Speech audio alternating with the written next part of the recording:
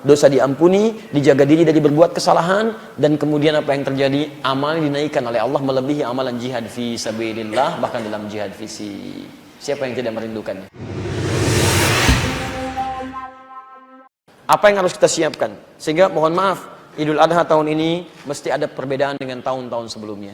Hadis riwayat Al-Bukhari, nomor hadis 518. Rawinya sahabat Ibnu Abbas radhiyallahu taala anhuma.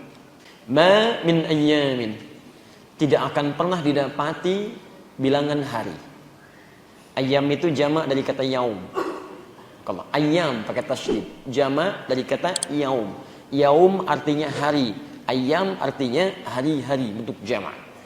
Tayyib. Dari perjalanan hari itu kata Nabi, ma min ayyam, tidak akan pernah didapati bilangan hari spesial.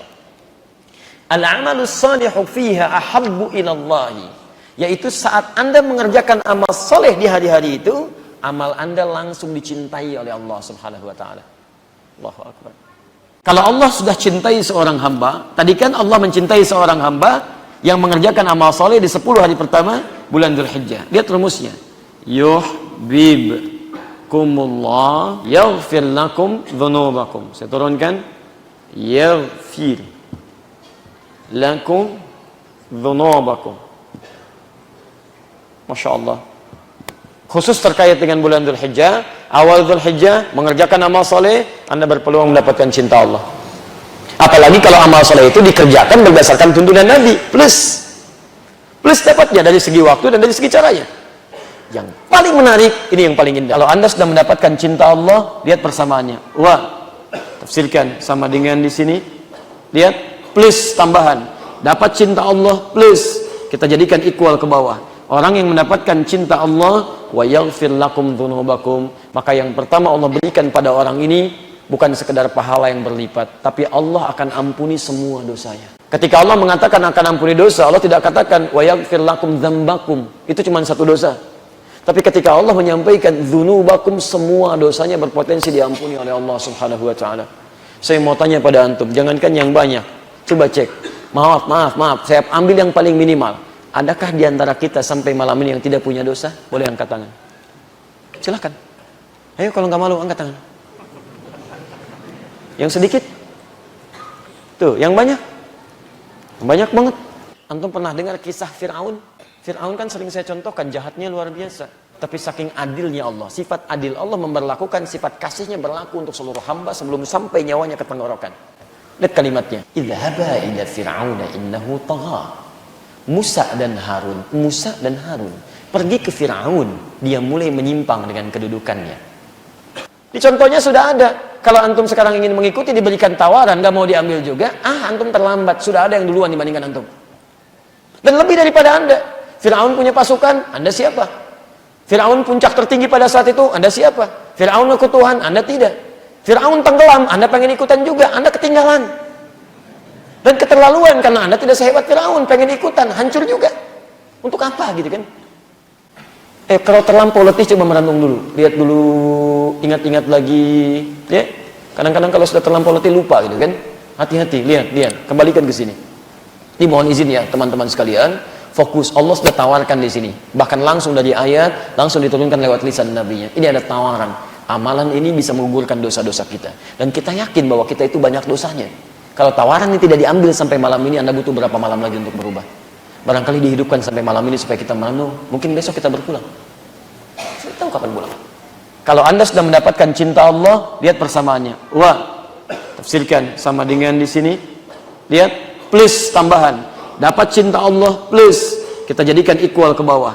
Orang yang mendapatkan cinta Allah, wa yaghfir lakum dzunubakum, maka yang pertama Allah berikan pada orang ini bukan sekedar pahala yang berlipat, tapi Allah akan ampuni semua dosanya. Nah pertanyaannya, kalau Anda sadar banyak dosanya, diberi peluang untuk diampuni, kenapa nggak Anda ambil?